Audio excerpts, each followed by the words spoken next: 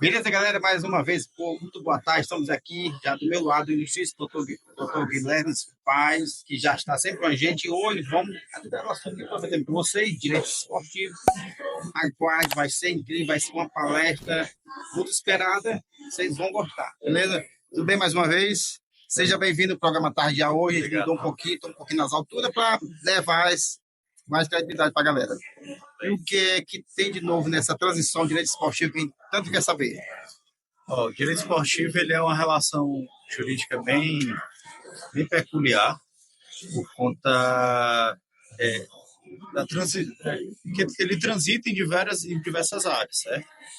Primeiro que quando a gente pensa em direito esportivo, a gente pensa de uma forma muito restrita ao futebol. Nós somos o país do futebol, mas tem diversas áreas que que precisam ser disciplinadas ou que já têm a sua disciplina jurídica, e por conta disso a gente vai aprofundando o conhecimento.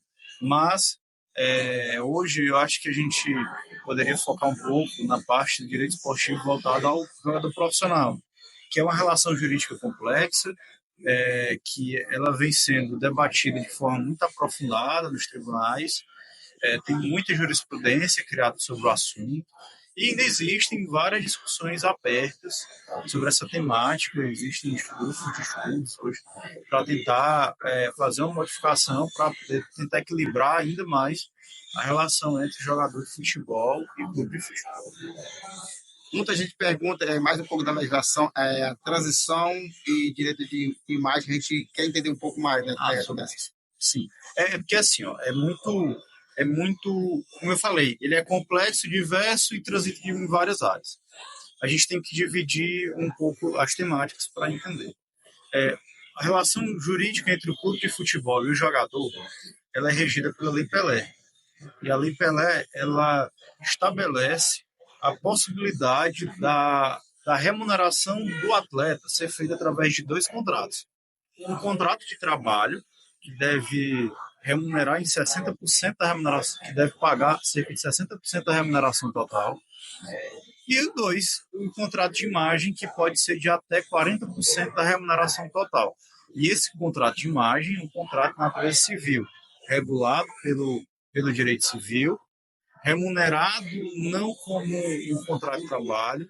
Então, os reflexos disso são diferentes. Por exemplo, quando a gente trata um jogador de futebol que ganha, vamos supor, a remuneração total é R$10.000, então o contrato dele ele tem que ser de trabalho tem que ser de R$6.000. Os outros R$4.000 o clube pode colocar como um contrato de imagem. Qual é a vantagem disso para o clube? Que somente vão incidir as obrigações trabalhistas, FGTS, INSS, férias, 13º salário, rescisões, só vão incidir sobre esses R$6.000, ao invés de incidir sobre os R$10.000. Então, esses outros R$4.000, o atleta tem que estar prestando um serviço, mas não um serviço como atleta, mas como uma pessoa que vai estar cedendo a sua imagem ao clube, e aquela imagem pode ser explorada comercialmente pelo clube. E aí a gente tem que pensar, os contratos de imagem eles têm diversas limitações. Existem contratos de imagem que o clube ele futebolisticamente ele retém todo o direito de imagem daquele atleta. O atleta, às vezes o clube ele ganha um percentual pela publicidade que o atleta vai fazer. Por exemplo, grandes clubes que conseguem trazer grandes vitrines para o atleta, colocar o atleta em grandes vitrines, ele tem um direito do contrato que, por exemplo, um jogador faz de publicidade para uma empresa. Então, assim, vamos supor, o jogador vem fazer uma publicidade para você. Você remunerou em X reais, teria o direito de um percentual. É um contrato bem complexo, esse contrato de imagem, dependendo da relação jurídica, dependendo do atleta. E por conta da diversidade e dos números envolvidos, às vezes são contratos que precisam ser muito bem pensados. Por exemplo, o contrato de um atleta no futebol no Nordeste, em algumas praças, ou no Norte, que no Sudeste, enfim, tem algumas praças que os salários são um pouco menores, apesar de ser maiores do que o da realidade, né, no Brasil. A gente tem um nível de negociação, de complexidade de relações contratuais e atletas que ganham, que movimentam grandes numerários, como por exemplo, o mais notável no Brasil hoje, o Neymar, são contratos complexos que envolvem contraprestações muito altas. Então, tem aspectos tributários que tem que ser vistos. Então, é bem, como eu falei, não é uma relação simples.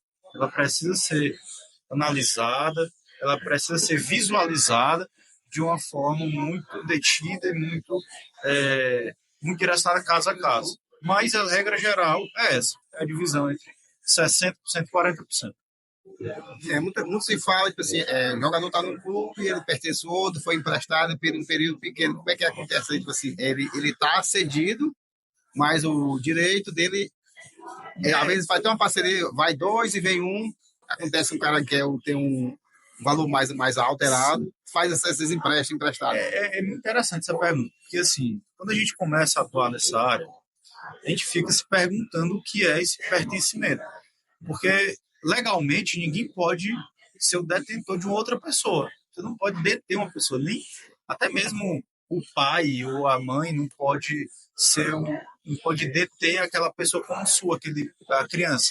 É um filho, é a sua prole, você tem o dever de cuidado, mas aquela pessoa não é sua, ela tem liberdade. E quando chega a maioridade, a liberdade é plena. A pessoa, ela vai tomar a sua vida.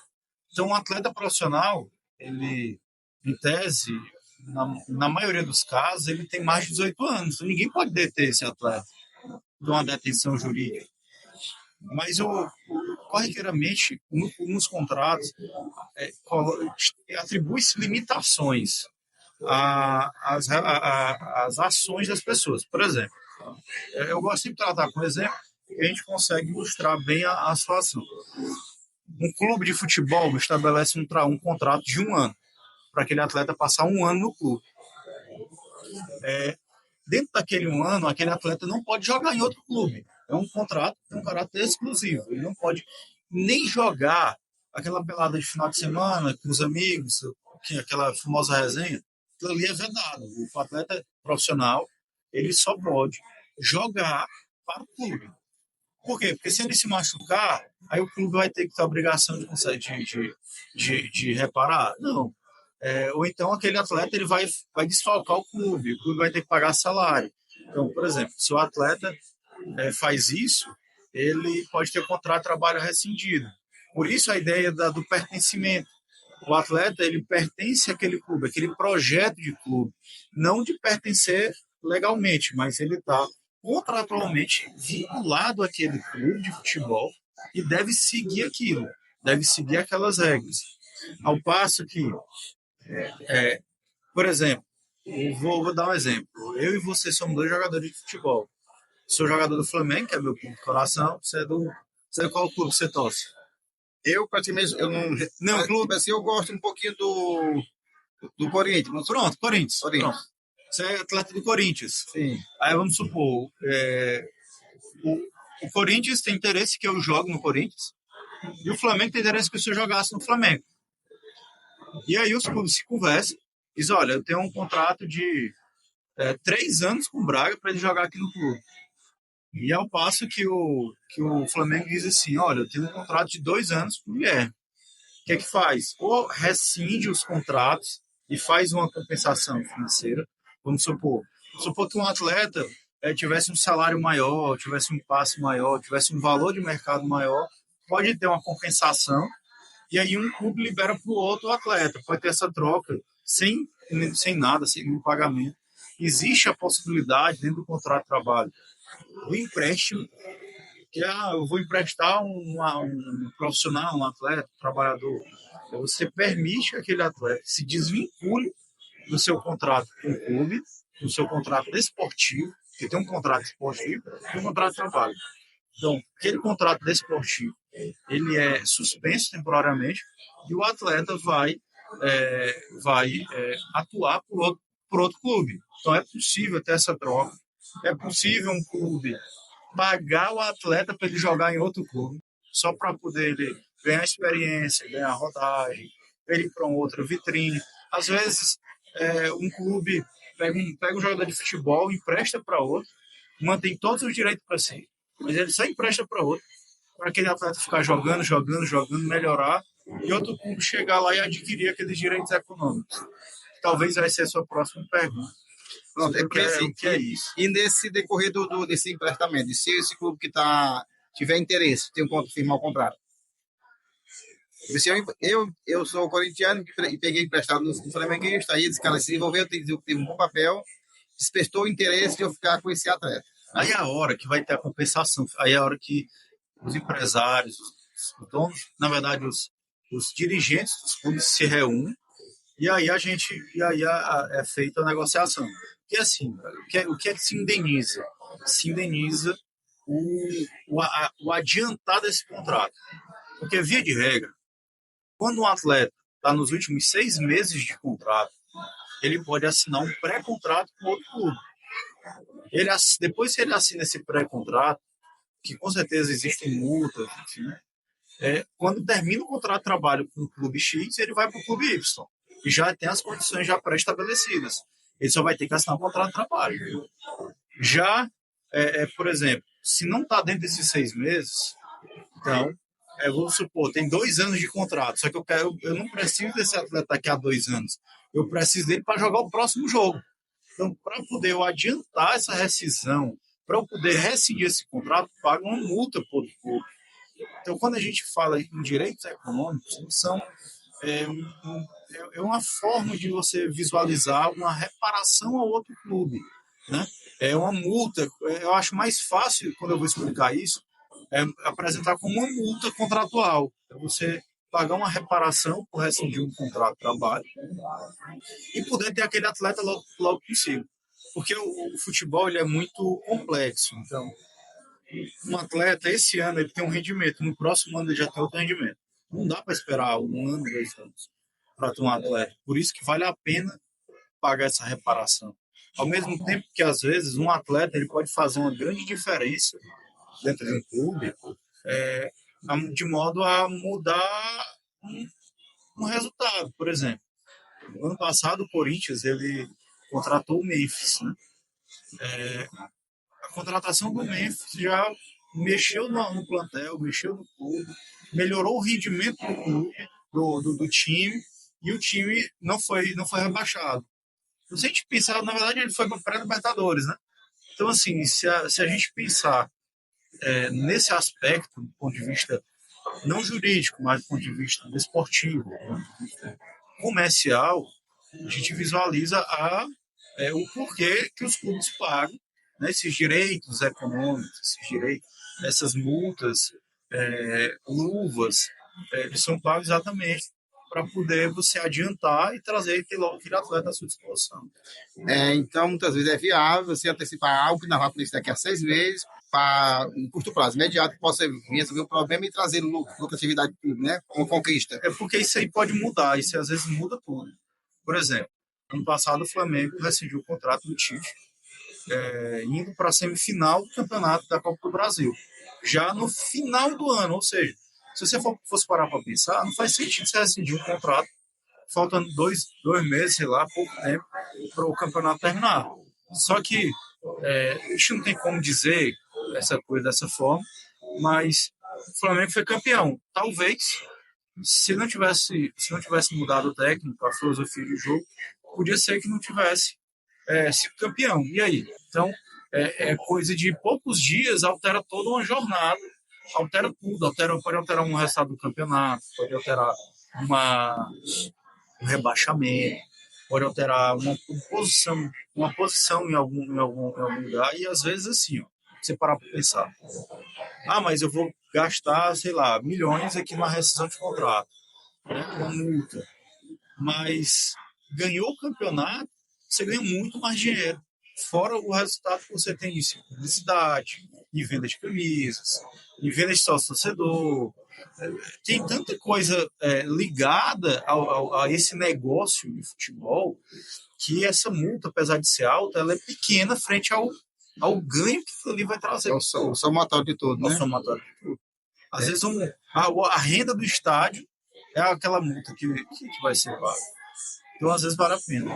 A gente vê muito assim, um atleta recém-chegado no clube, ele tem uma quantia X, ele recebeu 10 vezes mais. E automaticamente ele tenta se desligar o quanto antes para seguir novos rumos. Aí como é que acontece isso? A multa é feita por conta dele? A multa fica por conta do clube que tá pleiteando a ida. É porque todo contrato de trabalho, a Lei Pelé, se não for estabelecida, a Lei Pelé ela estabelece os parâmetros de uma multa pela rescisão do contrato de trabalho. Então, assim, o que é que a gente sempre pensa? Tem que sempre pensar. Vale a pena para o outro clube, como eu falei, rescindir aquele contrato. Ele precisa daquele profissional. Seja um atleta, até hoje o treinador, ele meio vem se equiparando aos atletas, os contratos, não juridicamente, mas a forma de contratar vem ficando muito próximo, muito parecido. Então, a gente vem visualizando essas situações de uma forma muito clara. Os clubes eles pagam muito caro para ter aquele atleta logo. E o atleta, às vezes, dentro dessa negociação, ele recebe luvas. Sei lá, o clube vem e diz, olha, eu quero que você vá para lá. Vamos supor, o Al Hilal chega, o Flamengo quer levar o Arrascaeta. Olha, eu quero que você vá jogar no Al Hilal. Ok. Aí o Arrascaeta, eu não quero, porque eu estou ganhando X. Aí não, eu te ofereço 5X. Ou seja, 5 vezes o valor do contrato dele. Vale a pena? Vale, com certeza. Aí, não, mesmo assim, não acho vantagem. Eu quero uma luva o equivalente a 20x. E se eu fizer tantos gols, eu vou ganhar X. E se eu for convocado 10 vezes para a seleção do Uruguai, eu vou ganhar Y. Enfim, existem vários pontos da produtividade do atleta que eles vão sendo remunerados. Então, são contratos que realmente ficam em valores estratosféricos para a nossa realidade comum no mercado brasileiro e em outros negócios, mas que existe muito retorno daquilo. Então, por isso que são estabelecidas essas metas, esses parâmetros, eles sempre estabelecidos, para exatamente remunerar aquele atleta pelo desempenho que ele tem. A gente vê não só tipo assim, o que vem de publicidade por trás disso, né? Às vezes o cara traz de lucratividade para o clube que ele está, isso é gigantesco, né? Tem outros ganhos. Porque assim, hoje o clube de futebol ele tem várias fontes de receita. Ele vende a imagem do clube, dos atletas, ele pode vender, comercializar. Por exemplo, quando tem uma camisa de futebol, um broche, um caderno, uma sandália, seja lá qual for o item que for vendido, que vai usar a imagem daquele clube, aquela imagem tem que ser remunerada. Existe um royalty que é pago para aquele clube. E os clubes, eles licenciam as marcas para poderem explorar a sua imagem. Por exemplo, você tem uma empresa que fabrica sandália, chinelo. Então você diz, olha, eu quero fabricar o chinelo do Flamengo, essa qualidade, assim, sabe? Eu aprovo. E o royalty? Não, eu quero 4%, 5%, sei lá, depende do produto. 10%, depende. Eu quero tantos por cento do valor daquele produto. Com a empresa, por exemplo, com as marcas que trabalham, as marcas que trabalham, que vestem o clube, como a Adidas, como a Nike, eles pagam um contrato anual pela publicidade que eles usam, porque estão estampando a marca. Porque, por exemplo, a Adidas, a Nike coloca na frente da camisa, eles colocam aquela marca deles, eles pagam pela publicidade. São valores altos, expressivos. E, além disso, o clube ainda recebe um royalty pela venda de cada produto que eles vendem, que a Adidas vende pelo Flamengo, por exemplo. O clube também recebe um royalty. Quer dizer, eu não vi o contrato do Flamengo, então eu não posso dizer que ele recebe, mas, via de regra, o clube recebe um royalty por vender aquele produto, pela marca comercializar aquele produto. Isso aí eu estou falando de royalty, mas tem um sócio-torcedor, que é um programa que tem um programa de vantagens, que a prioridade para a compra de ingresso é do sócio-torcedor, a prioridade de entrar no estádio é do sócio-torcedor. Dependendo do lugar que a pessoa está no estádio, aqui no Piauí a gente não tem essa vivência, mas Aqui no Ceará, isso é muito presente nos jogos do Fortaleza e do Ceará. Você tem ambiente, você tem uma festa, o jogo rolando ali embaixo e atrás, lá no camarote grande, você tem uma festa rolando, uma banda, um buffet de comida e bebida. Tudo aquilo ali é remunerado. A pessoa paga mensalmente para o clube e vai poder estar ali naquele lugar. E é uma fonte de renda mais para o clube, é uma experiência do torcedor. Porque, por exemplo, você vai para o clube, você hoje no Piauí, a gente vai para o estádio, a gente primeiro tem que almoçar, descansar, tal, aí você vai para o estádio. Em Fortaleza, não. Você acorda, toma banho, toma café e vai para o estádio. Chega lá, você vai tomar uma cerveja, vai almoçar, porque tem uns restaurantes, você vai ouvir uma música, você vai bater um papo.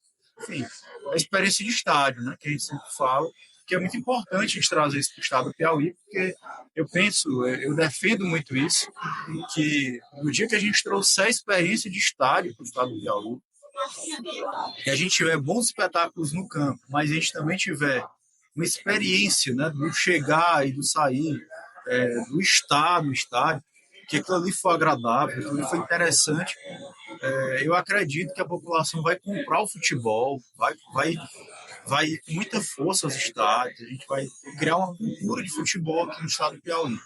Uma cultura forte, que isso traz retorno financeiro não só para o clube. Quem está falando só do clube, mas a gente vai trazer retorno no mercado, a gente vai trazer retorno financeiro, que é uma coisa que a gente pode também abordar esse assunto, esse aspecto. É muito E interessante. o que é que falta mais para alguém manifestar esse interesse para investir mais e trazer Olha, para cá para nós? eu acho que, assim, aqui a gente precisa de um pouco de estrutura no Estado, certo? A gente precisa de um bom estádio, a gente vê o governo do Estado se empenhando em buscar uma PPP para o Albertão, que possa desenvolver o Albertão, criar essa experiência, ter um bom campo, ter uma boa estrutura externa para o torcedor. Isso é fundamental, a gente ter essa vivência. A segunda coisa, a gente precisa ter no Piauí 2 clubes, pelo menos, que despontem a nível nacional. A partir do momento que no Piauí se tiver pelo menos um clube na Série B e um clube na Série C, por exemplo, a gente vai ter pelo menos anualmente 4 clubes disputando brasileiro, que hoje a gente só tem 2. Hoje a gente tem 2 clubes disputando a Série D e uma forma muito. O campeonato da Série D ele é um campeonato muito ruim, porque você tem um mata-mata, é um campeonato que ele é muito mais difícil, ele envolve uma logística mais complicada para os clubes, então é bem difícil subir da Série D para a Série C.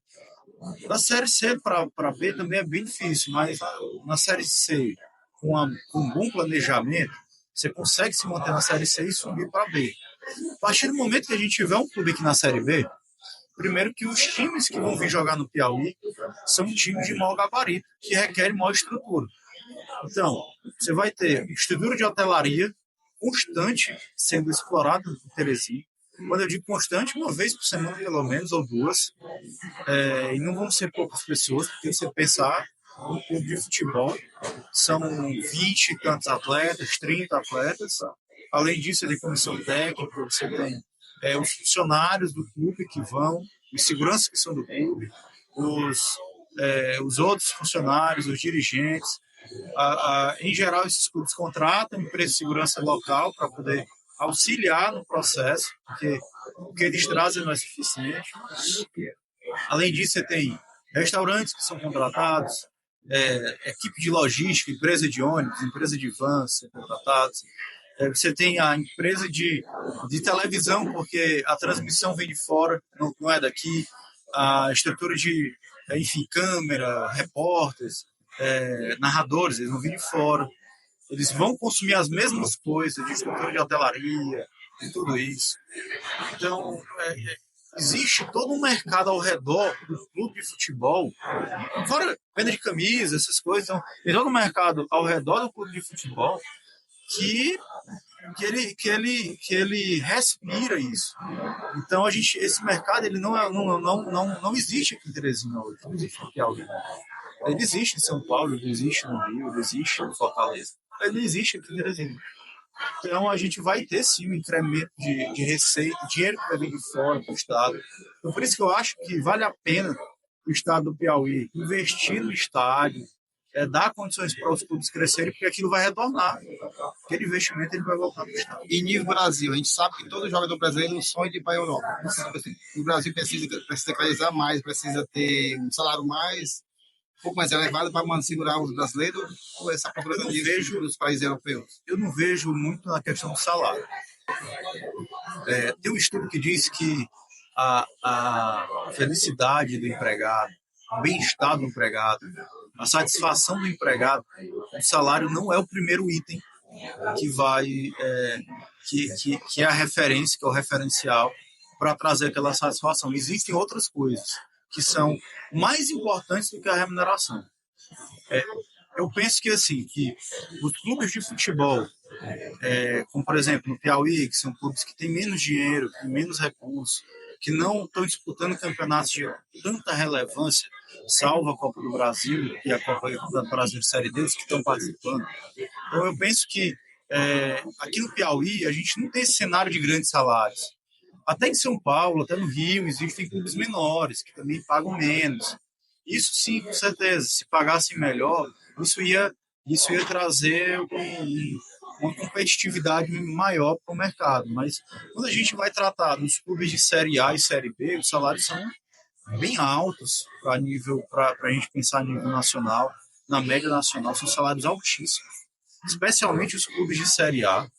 Então, eu acho que o nosso salário, eu acho que assim, que a gente vive uma revolução no futebol desde 2019, que a partir do momento que o Flamengo, que é o clube de maior torcida, ele estruturou o seu clube do ponto de vista extracampo, que o Flamengo ele passou alguns anos equalizando dívidas, fazendo planejamento de pagar dívidas, planejamento tributário, enfim, o Flamengo passou muitos anos fazendo essa organização até conseguir montar um time competitivo. A partir do momento que o Flamengo montou esse time competitivo e tinha uma máquina fora explorando aquele time comercialmente, seja com publicidade, seja com outros tipos de contratos, de transmissão, enfim, isso começou a gerar uma receita incomum no mercado brasileiro. Os outros clubes abriram o olho e disseram assim: ei, o jeito que está fazendo está errado. Vamos mudar a forma de gerir, vamos mudar a forma de fazer futebol. Então, o Palmeiras, que vinha junto com o Flamengo nessa caminhada, ele melhorou ainda mais, ele profissionalizou ainda mais a sua gestão. O Cruzeiro virou SAF, o Vasco criou uma SAF bem atabalhoada, mas a intenção era boa da direção do Vasco. O Atlético Mineiro fez uma SAF. Enfim, os clubes eles foram acelerando o seu processo de profissionalização do futebol. O Botafogo fez uma SAF que deu resultado. Então, assim, os clubes foram fazendo isso para poder chegar perto do Flamengo, para poder ficar com o mesmo nível de gestão, com estrutura extracampo boa, bem planejado. Então, esse movimento ele foi aumentando o nível do futebol. Então, a partir do momento que você tem uma estrutura extracampo interessante, que o atleta ele é profissional de fato, que o atleta ganha muito bem, que o atleta está disputando campeonatos, ele está ganhando uma Libertadores, ele está disputando a Libertadores bem disputado, que a gente está aumentando o nível do Campeonato Brasileiro de modo que o jogador europeu já está olhando para o Campeonato Brasileiro com outros olhos. Hoje, eu conheci o caso do Memphis. O Memphis é um jogador que tem um bom nome e que há anos atrás ele não pensaria em futebol brasileiro. Hoje já faz sentido, porque hoje nós temos um campeonato competitivo, campos de futebol bem melhores, campeonato mais rápido, estrutura de estádio boa, estrutura extra-campo interessante. Os clubes hoje estão bem mais estruturados. Então, existe hoje uma responsabilidade financeira e uma cobrança por isso, que está tentando se implementar o fair play financeiro no Brasil. Então, o mercado brasileiro está melhorando muito para se tornar atrativo, inclusive para os jogadores europeus. E hoje desperta muito interesse nos empresários de fora, né? O Bahia foi comprado, tem a SAF do Bahia, que foi comprado pelo mesmo grupo que é dono do Manchester City. Então, existem vários grupos de fora buscando comprar clubes, as SAFs brasileiros, para tentar, assim, desenvolver. E aí o futebol está aumentando o nível. Por isso que a gente precisa profissionalizar o futebol, especialmente aqui no estado do Piauí. O que o Brasil ganhou com o retorno do Neymar para o Santos? Assim, vai passar a temporada. É benéfico para o Santos ou assim, o que está por trás disso? Pergunta aqui para a gente. Eu acho assim, como eu falei, não tenho uma informação tão precisa. O que eu sei é o que a imprensa divulga. Me parece que o Neymar negociou a SAF do Santos. Né? Querem ser o dono do Santos, futuramente, né? Futuramente, né? A compra do Santos, a SAF do Santos. Ninguém sabe isso, se isso realmente é verdade. Mas o Neymar ele pode ser um divisor de águas na parte comercial do Santos. E o Santos ele veio há alguns anos tendo muitas dificuldades, até que foi rebaixado. Aquele rebaixamento ele tem reflexos da parte da gestão, da parte financeira, do extracampo, que pesa muito para os atletas.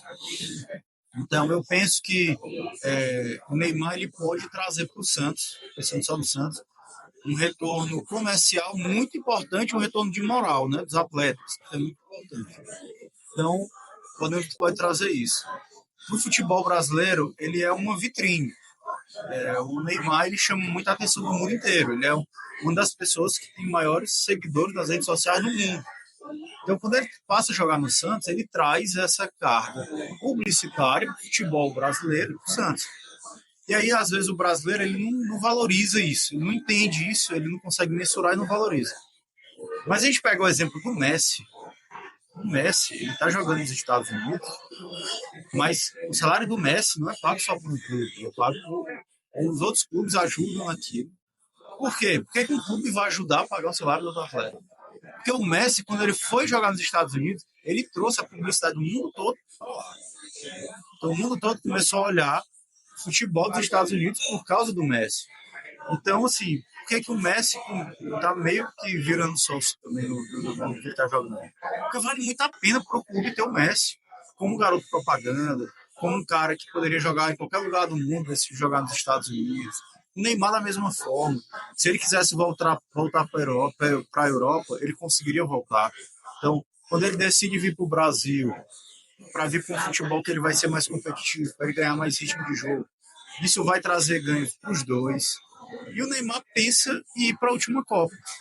Então, a Copa do Mundo está chegando. Ele precisa ganhar ritmo de jogo até para justificar a convocação dele. Ele precisa chegar bem na Copa do Mundo. E é o que está faltando para o Neymar. Se ele está faltando ele ser o melhor do mundo, eu vejo que não. Eu vejo que ele foi, apesar de não ter reconhecido, ele chegou a ser o melhor do mundo naquele ano que ele foi campeão pelo Barcelona da Champions League. Eu penso que ele foi ali o melhor do mundo, apesar de injustamente não ter sido reconhecido. Mas eu penso que o Neymar aqui no Brasil ele tem muito a ajudar. Ele consegue trazer essa carga publicitária, ele consegue a elevar o nível do futebol brasileiro, o nível de jogo, o nível comercial. E a gente tem que entender isso, saber absorver isso e não se deixar levar pelo sentimento torcedor.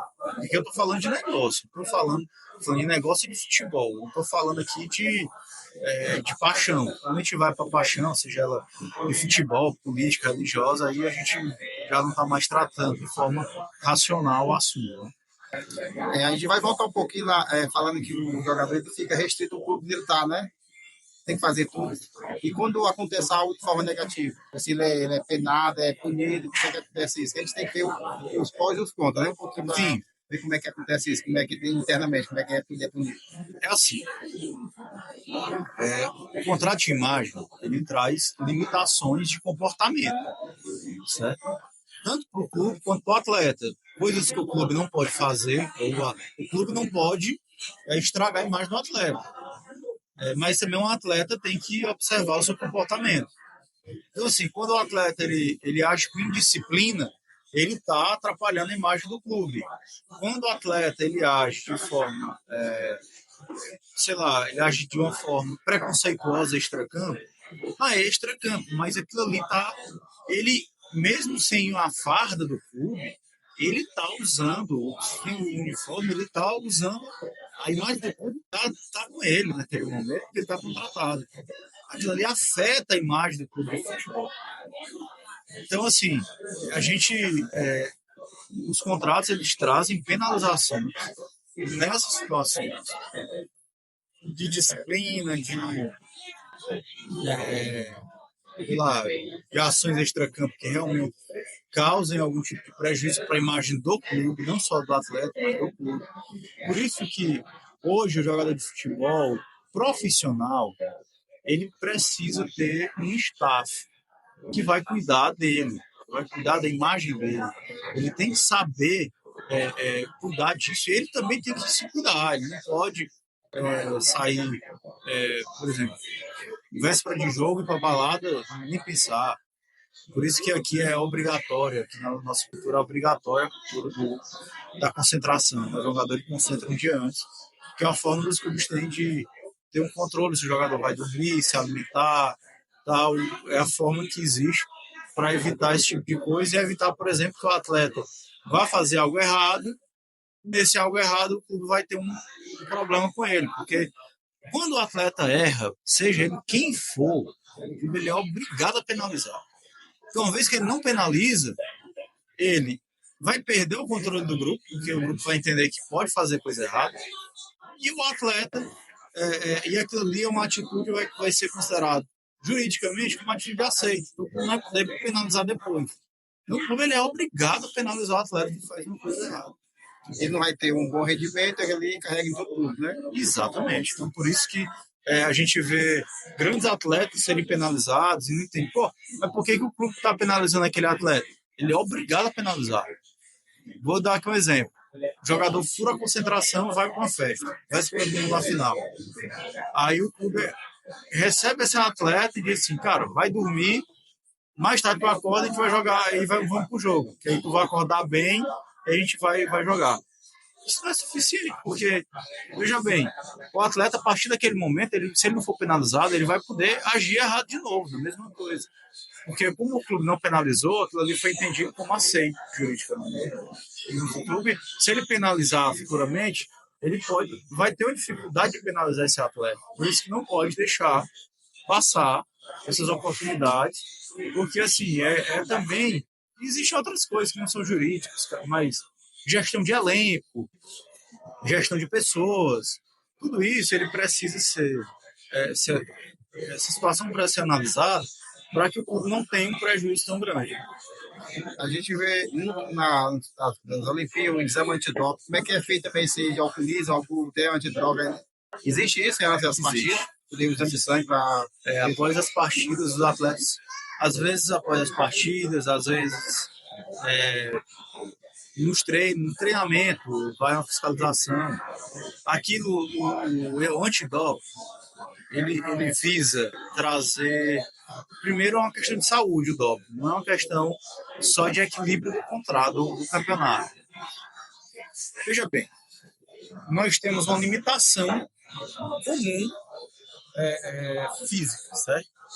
Salvo algumas situações excepcionais da pessoa que tem super força, da pessoa que tem certas capacidades físicas, em geral, as pessoas têm uma limitação, existe uma média. Se um atleta ele consegue absorver mais oxigênio, ele consegue ter um rendimento celular melhor. Então, ele consegue correr melhor, ele cansa menos, uma série de coisas. Então, se o atleta começa a usar uma droga que faça isso que existe, então o atleta vai correr mais, o atleta não vai cansar, a função cardiovascular do atleta vai ser sobrecarregada. Então, o atleta pode ter um problema de saúde por causa do uso contínuo daquela droga. Então, os atletas vão ser obrigados todos a usarem drogas para poderem jogar. Então, isso aí acarreta um problema de saúde dos atletas. Então, assim, o futebol não se admite o uso de drogas. Existem outros esportes que admitem, como, por exemplo, o fisiculturismo é admitido o uso de drogas. Na verdade, para algumas modalidades de fisiculturismo é necessário, já é uma coisa que todos os atletas eles são obrigados a usar drogas para poder ter um maior rendimento muscular. Por isso é que no futebol e na maioria dos esportes não se admite o uso de drogas, porque no dia de liberar, todos os atletas vão usar, vão ser obrigados a usar. Quem não usar aquela droga não vai ter o mesmo rendimento fisiológico. E assim, futebol é a grande vitrine de diversas coisas, de aspectos, inclusive aspectos morais.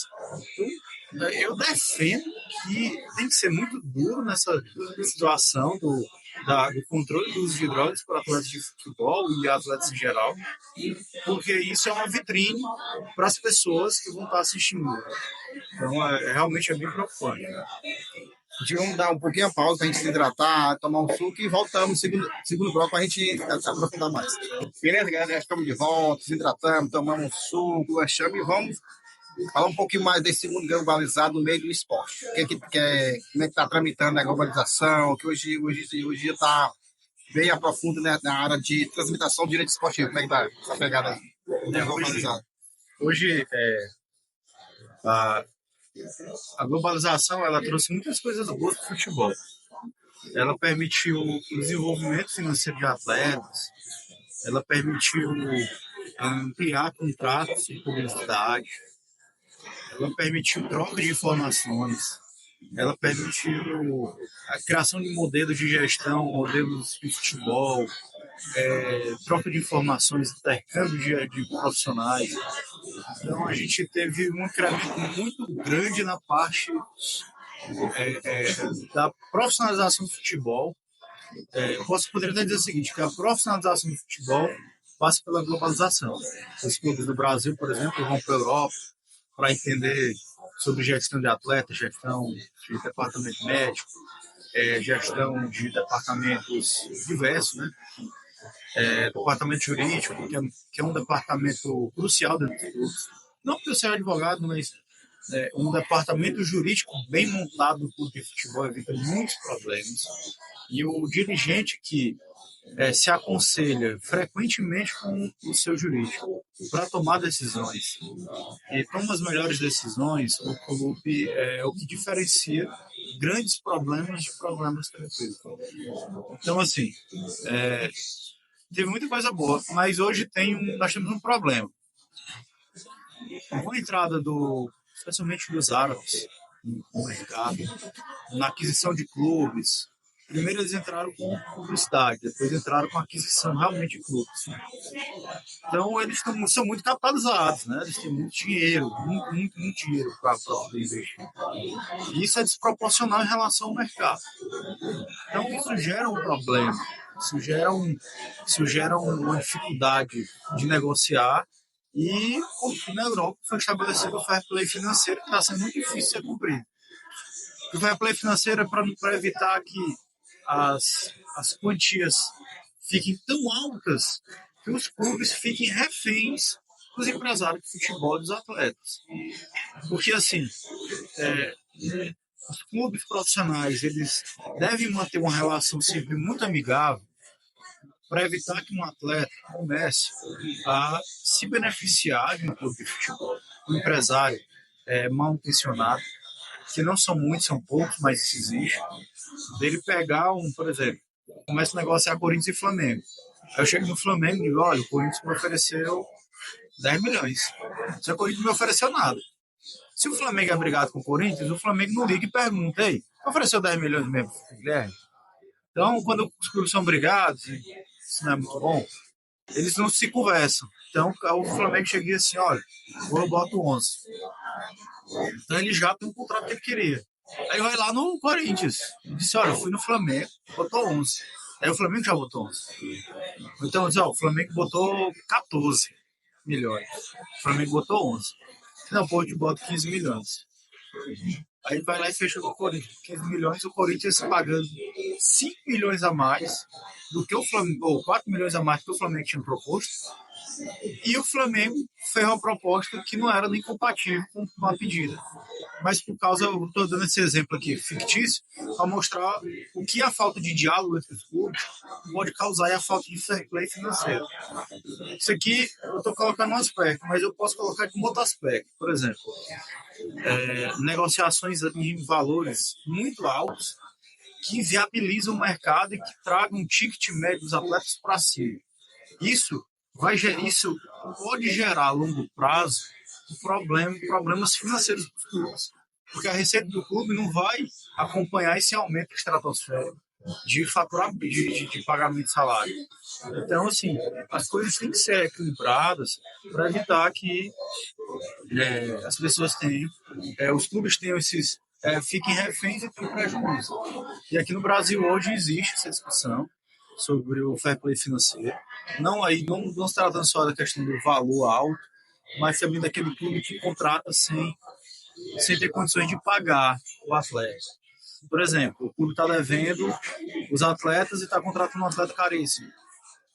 O clube ele tira um atleta de um outro clube, pagando a rescisão, mas ele não está pagando os atletas do próprio clube. Ou seja, ele vai prejudicar o clube que está brigando contra ele. Então, assim, hoje é muito claro essa necessidade do futebol brasileiro de ter uma regra que torne o campeonato mais seguro nesse aspecto, para evitar que essas injustiças aconteçam. Porque às vezes isso pode decidir um campeonato e vai decidir o campeonato por uma maldade, não é por uma questão correta. É por uma malandragem, por uma jogada, e uma jogada totalmente desleal com os outros clubes, que vai gerar desequilíbrio. E gerar desequilíbrio no mercado de futebol, isso é uma coisa que sempre se fala, gerar desequilíbrio no mercado de futebol é muito arriscado. Porque a gente pensa assim, não, mas eu preciso ganhar um campeonato. Eu digo assim, gerar desequilíbrio, eu digo do ponto de vista jurídico, né? Mas eu faço isso para ganhar um campeonato, mas ali eu abro um precedente para outros clubes fazerem coisas erradas também. Então a gente tem que ter essa cautela para manter sempre as coisas bem equilibradas do ponto de vista jurídico. Então, isso é a importância de ter uma assessoria jurídica especializada, seja com grande ou pequena, para poder saber onde estão pisando. Assim, a assessoria jurídica, ela é para um clube de futebol como o médico é para uma pessoa. Você não vai fazer uma cirurgia sem um profissional habilitado. Você não vai tomar um remédio sem consultar primeiro um médico, para que ele diga qual remédio você deve tomar. Então, eu equiparo o clube de futebol sem uma boa assessoria jurídica. Ou ter uma assessoria jurídica só de contencioso é aquela pessoa que se automedica para resolver problemas complexos, problemas de saúde complexos. Você não vai para um problema de saúde complexo se automedicar. Então, o clube de futebol ele tem que pensar também nesse aspecto. Ele não pode simplesmente chegar e tomar as decisões conforme pensa, porque aquilo ali vão ter repercussões jurídicas que vão atrapalhar muito o clube, vão atrapalhar a tomar decisões, vão atrapalhar tudo. E pode gerar problemas como tem que Piauí, clubes muito endividados e que têm dificuldade de gestão, que as contas estão bloqueadas. Enfim, aí começa um efeito cascata que começa a ficar quase que quase impossível administrar o clube de futebol. Antes de finalizar, cite algum exemplo de alguma transição de atleta que foi feito recentemente, você está um pouquinho na prática agora. Teoria, prática, como é que acontece? Uma coisa interessante, o atleta, o David Ricardo, ele era atleta do Fluminense Piauí. Foi uma história muito interessante porque na época que ele foi negociado, vários clubes estavam interessados nele, mas todos eles apresentavam propostas que não eram tão interessantes. Eram propostas de empréstimo gratuito, onde o clube que estava emprestando, ele dava 50%, no caso do Fluminense, ele dava 50%, 70% dos direitos econômicos do atleta para o clube receptor. Então a gente conversou com vários clubes a nível nacional, Série A, até que afunilou para o Ceará e o Vasco da Gama. E o Braga, de Portugal, também buscou o atleta, mas a proposta do Braga era uma proposta que não era interessante. Assim, o atleta poderia ser... Nem para o atleta era interessante no ponto de vista, porque era um salário muito pouco, era muito baixo o salário, para ele morar na Europa. Então ele ia ter dificuldade de sobreviver na Europa, com o salário que o Braga estava oferecendo na época. Então a gente decidiu não negociar o atleta com o Braga. A gente decidiu negociar com o Ceará, que o amigo, meu sócio, ele conhecia o pessoal do Ceará, encontrou no evento, e começou a discutir aquele atleta, e aí chegamos a uma boa negociação na época. Uma coisa que o mercado, isso é uma coisa que tem na imprensa, eu posso dizer. Então, foi estabelecido um valor pelo passe dele, onde o Ceará vendeu 50% do passe desse atleta, comprou 50% do Fluminense, e o atleta foi para o Ceará.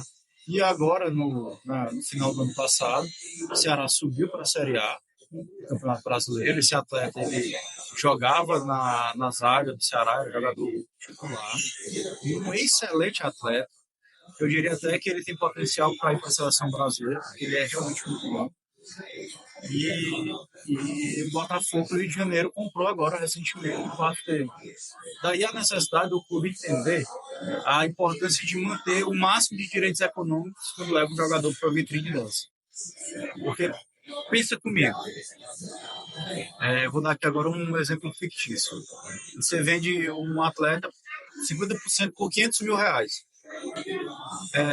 Para as negociações corriqueiras, não é um valor estratosférico, não é um valor alto, é um valor baixo. Mas a primeira negociação é você reter 50%.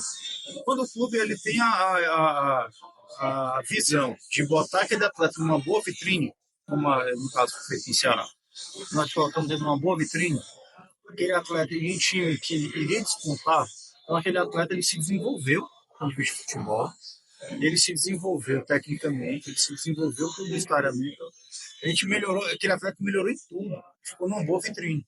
Resultado disso, que o clube de Série A, hoje o clube competitivo, que é o Botafogo, foi lá e decidiu comprar. E é nessa segunda negociação que é interessante a venda desse direito econômico.